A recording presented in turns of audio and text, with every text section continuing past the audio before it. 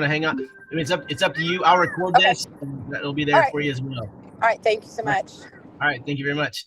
All right, guys. So it is 4:30, so we're gonna get started. And we're gonna talk about state registration. Hello, Sharon and Amanda. State registration uh, for transportation issues. Actually, the form that went out. So, hey George, I have a question for you, George, in a minute. Actually, so the transportation form, I sent it out on Monday, and luckily, I caught my mistake really fast, and only one school had signed up for a bus, and then I realized I had no identifying information on that school. And so I was able to figure out that Indian Trail was that missing school. So luckily, if you saw my email, crisis averted there. We know everybody now that's requested a bus. So this year, I reserved 20 buses from Miller Transportation for JCPS for that April 19th date. So I've got 20 buses that are on reserve from Miller. Last year we had 14. So if that gives you any kind of context, and we had about the same number of schools participating. So more buses this year. But what I've noticed is most schools are taking 20 or 30 kids. And I had a couple was going, we want to take 60, and it's like, okay, great, but we'll see what happens there. But right now, as it stands, we've got about 30 schools requesting buses, and we're about 27 kids per bus as it stands. So we're in good shape right now. So that's good to know. And then George, when you put your bus on there, are you taking an activity bus, or are you doing the Miller? Are you part of the Miller plan? Oh, the Miller plan. You're part of the Miller plan. Okay, good to know. Because I know Newburgh. I asked Newburgh, they're taking an activity bus because they actually have their coordinator is certified to drive a bus. Oh. So he's just driving their activity bus. So that's great. Yeah, sorry about that. And our numbers are based on, we've got kids working on DPOJ like never before. So really excited about that. Yeah, that's awesome. The only thing I request, if you take more than, if you take 10 kids, 20 kids, 30 kids, throughout the day, get those kids involved in challenges. So don't take them to take them. They're live challenges, and I'll just go over the sheet here. Let me show you guys. So on the STLP super sheet, in that brown section, the 3A section, all these challenges happen day of competition, right? So you could, or most of them do anyway. You could enter a kid in the, if you're in middle school, the coding challenge day of, the website design challenges for K through 12. The help desk support is a great thing if you've got a student tech team at your school. The STLP Tech Bowl is one I recommend every school enter. And that's just basically quick recall, but a technology version. So it might ask you something like, which part of the computer displays information and pictures? And the answer would be the monitor. Okay. So STLP Tech Bowl is a good one to enter. There's a coding challenge. There's lots of on-demand challenges. And they'll probably add some more, honestly, to this. So get kids involved that day for sure. And yeah, definitely so far, like I said, thank you for signing up on that sheet. And we've got about 27 kids per bus for 20 buses as it stands right now. And in the FAQ that I sent out, you did see there, if you didn't go last year, you will be sharing a bus, most likely, unless you're taking 60 kids, then you'll likely be sharing a bus with another school. And it worked out really well last year, I think. Anybody on here that shared a bus with a different school?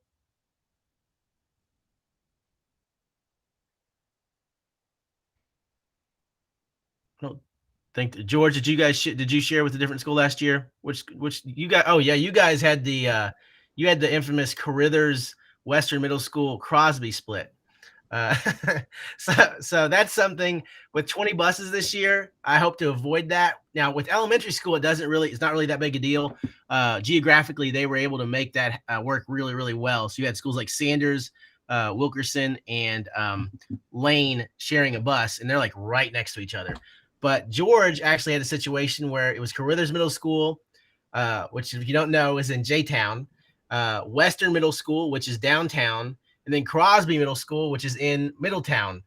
We're all sharing a bus. And so they only had 2 pickup sites. And so the pickup sites were Western Middle School and Carruthers Middle School. So Crosby had to get their kids to Carruthers to be picked up. And it worked out. It was great. It worked out. And I was happy to see that so many schools were very accommodating on that. So that might be something too, is there might be certain pickup schools where you have your kids picked up at that school. It may not necessarily be your school, but hopefully they're all geographically close this year because we have more buses. But again, it worked out great last year, so I was very happy about that. Are there any specific questions about transportation or state that any of you guys have? I do have a question about meals. Do we bring sack lunches? Do they buy stuff there? How does that work? That was actually a question Hannah had before the 4:30 time. It was a great question. Last year, what they did is it's Rupp Arena, and so they've got food vendors there. And so kids were able to pre-purchase when you registered for state. Kids were able to pre-purchase meals from these vendors, and so they would say we want to pick our lunch up from Papa John's at 11:30, that kind of thing. And so they were able to prepay for their lunches last year prior to state. Now you're also welcome to bring lunches. You can do that as well. You can bring lunches. You can prepay. And I believe there was some day of you were able to get food day of as well. Anybody that was there, George, do you remember being able to get food day of? I know I walked up and got some Hunt Brothers pizza. So I walked up and got food, and the line wasn't bad. I might have been a little later, especially if you most of the kids go for Papa John's, but there was actually some pretty good choices there that the kids weren't hitting as heavy. Yeah. Yep. So yeah, lots of food options there, and like I said, you're always welcome to bring your lunch as well. Kelly or Amanda, do you guys have any questions specifically about transportation? I think I'm good on transportation. With that, if we stay till after the awards, I think it said a 7:00 leave time. Are those places going to be open for our kids to grab, dinner as well? So I remember going into awards last year, all the food vendors were still open around that 5:00 time. I'm not certain. I can ask that question of Jeff, how late those vendors will be open. I think there might be some still open by that 7:00 time. But that's a great question, actually. And okay. Is there I've not really looked too much into it. Is there a schedule for when they're going to present, like they did with regionals? Is there a schedule somewhere so we know if we do pre-order what time to have? Yeah, let me go back to that transportation form I sent you guys to do. Where is that? STLP transportation. You guys might be seeing. Well, you're not seeing my screen right now. Let me share my screen here. All right. Okay, so down here on that form, it shows you the general schedule from last year, and Jeff has talked about making this more of a condensed day, and so my hope is that this is a little bit, maybe we get done closer to 6, but we'll see once he comes out with his schedule. But yeah, so anyway, level 2 project judging. So you guys just did level 1 project judging with the regionals. That starts at 9 a.m. And so your kids would be on the exhibit floor, hopefully by 8:30 and setting up. And then by 9 a.m. that's when the level 2 judges start to invade the floor. And it lasts until, let's see, project judging begins. Oh, I'm sorry. No, the actual judging begins at 10:30. So the project judge training. So if you bring a judge with you, or you're judging, or you've got, some people like to bring their assistant principal. We have several assistant principals that are judges year after year after year. Some people like to bring their AICs. Those people will be trained at 9 a.m. And then after their training at 10:30 is when they start to go to the exhibit floor. Okay. And start judging the kids. So it's basically from 10:30 to it usually wraps up around 12:30. There'll be judges coming around and just kind of interviewing kids. So there's about a 2-hour window there, and like you'll have a you will get a judge time. It'll give you before actually you'll get it before we even leave for state, maybe like a week before, 2 weeks before. It'll say your judge time is 10:45, at Hartstern Elementary for this project. And if you have multiple projects, it'll say your judge time is 10:45 for this one, 11:15 for this one, 11:30 for this one. Okay, so you do get your judge times ahead of time, and judging begins around that 10:30 time. Looking at that schedule, it said the doors open at 8 and then 9. What time? I don't know if you all have that set up. What time would we be picked up from the schools? Because like our kids don't get there until 8:30 or 9. So would we have to have them there, I guess, earlier for that, or do you all have a time? It does come. Hold on. I'm sorry. Stephen, could you answer that question? I gotta take care of this kid real quick. Oh, the kid. Okay, go. Can you repeat the question? Thanks. The schedule said that the doors open at 9 for judges, or 8 for judges, 9 or whatever. Our kiddos don't get to school till about 8:30 or 9. Are the buses that are going to pick us up and take us, do we have a time that they're, like, we know what time they're going to pick us up? Because we'll have to have those kids there early. Yeah, the buses will know the start time and the travel time, and so we'll have an arrival time that might be earlier than your students normally get there. I remember when I did STLP, I had my students. I only had 4 students, so they drove up with me. I got permission, but they had to get to the school parking lot, before a little earlier, so we had time to get there in time. So yeah, the bus schedule will be adjusted for that. Okay, thank you. Yep. Any other questions? I will do my best. As someone who, even though I don't necessarily lead STLP, I did take my students when I was an STC at Bates Elementary. I took my students to state, and we had a good time. And I think for food, what we did was we ordered ahead, Jimmy John's, and so I just went to a table, picked up their sandwiches, and we ate together. So yeah. The day of stuff, do we sign up the kids that day, or is that something we need to sign up before we go, all those activities? That's a good question. So all those competitions, those Brown competitions, those 3A competitions on the STLP super sheet, those will be you'll register for those competitions when you register for state. And so the state registration comes out in usually it's around February. And so you would register kids for the STLP Tech Bowl on that same form that you register for state. Now, you don't need to say on there that I'm going to have Jimmy and Johnny compete in STLP Tech Bowl. You just say we will be participating in STLP Tech Bowl. Okay, so it's not like you have to give student names. At least I don't think you do.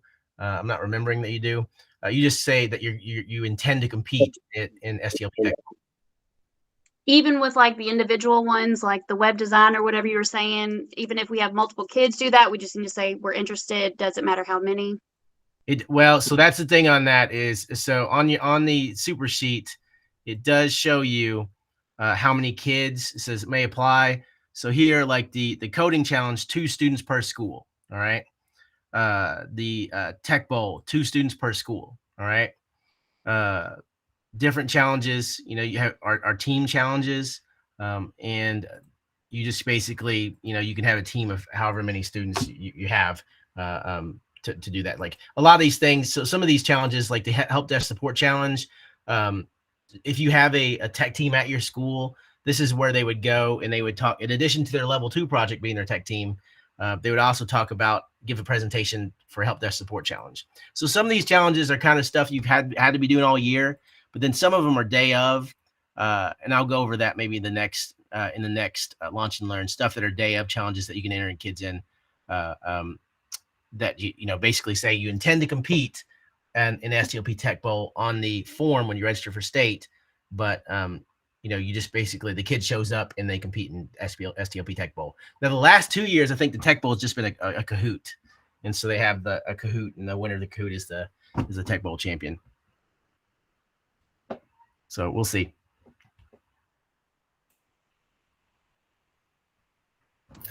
I have a quick question. Is it possible to have kids who are involved in a project also participate in a live event? Like I have a kid who's in a project and is also in my Sphero group. Can she do both? Yes, they do. They do, and they do often. So generally what happens there is if there is a conflict, there you might have a kid that's like a backup.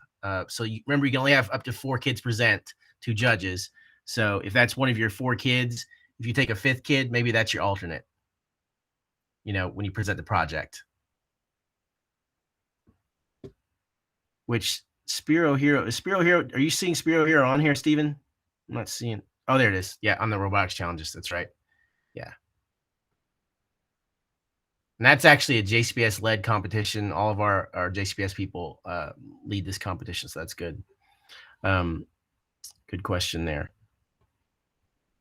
All right. If there aren't any more questions about transportation, let's talk real quick about DPOJs. All right. So remember, those DPOJs are due January 18th. All right. And you can, obviously, those can come from anywhere in your school. If you are teaching a subject, particularly like STEAM or technology or graphic design, or if you're teaching content like that, then you're pretty ripe for these categories, right? But you can also get it from, I know, for example, Hannah at, and she's not on here anymore, but I know Hannah at Schaffner. She's a librarian at Schaffner, and she has a 4th grade teacher there, Lauren Metcalf, who did work with animation. There's a kid in her class that did a stop motion animation, and like that was his passion project last year, or Genius Hour project. Was he made a stop motion animation flip book with Google Slides, and with that Google Slides animation, he could turn that in as a DPOJ for animation. All right, so it doesn't have to come from you, the coordinator. Just because you're the librarian at a school doesn't mean that everything that's entered here has to come from stuff that kids do with you, right? So it can come from anywhere in your school. If your kids are creating anything in school that fits any of these categories, it can come from there. Does everybody understand that? Anything to add there, Stephen? No, I think you covered it. Yeah.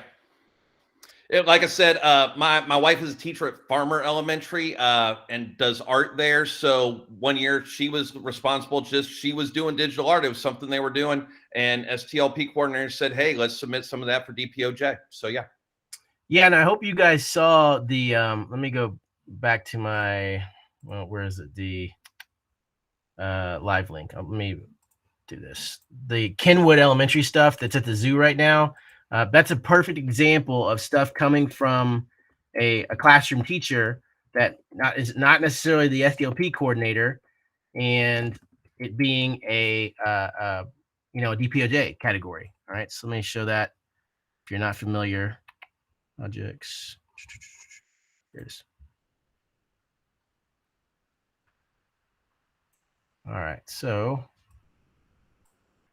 yeah, so these, okay, were projects. These, if you go to the Meta Zoo at the Louisville Zoo, you see these different like infographics hanging up at the in the Meta Zoo. This one's about polar bears. This one's about bees, honeybees, and they were done by first grade classes at Kenwood Elementary. And you can absolutely enter these infographics into the K-5 category of DPOJ. So digital products, they're everywhere. They're not just with the coordinator. They're everywhere in your school, right?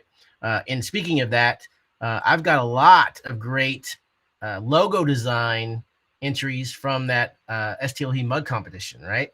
So this is one from Barrett Middle School that came in today.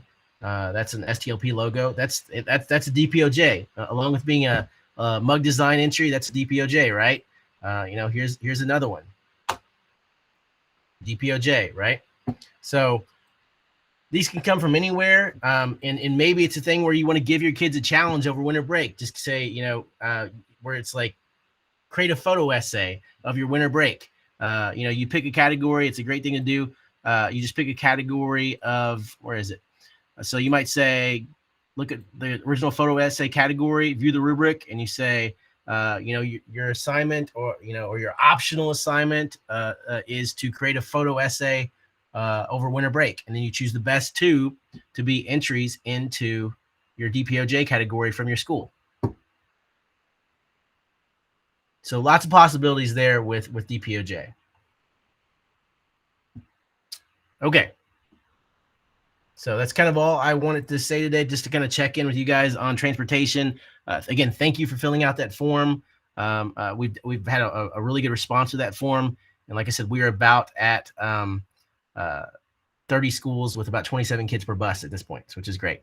So William, you said, do DPOJ submissions have to be separate from traditional classroom assignments? No. So that's the thing, is Kenwood Elementary, they were just doing infographics on endangered species. And I know a lot of schools do infographics on endangered species, or do different assignments on endangered species. And so that was just part of their classroom learning. And that was a natural outcome of that classroom teacher's work, right?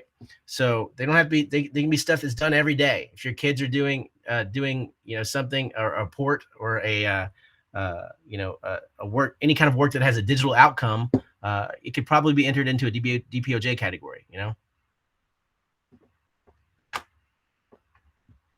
All right. Any questions before I let you guys go? Actually, thank you for staying with me on this. All right. Thank you very much. Bye, guys. Thanks, everyone.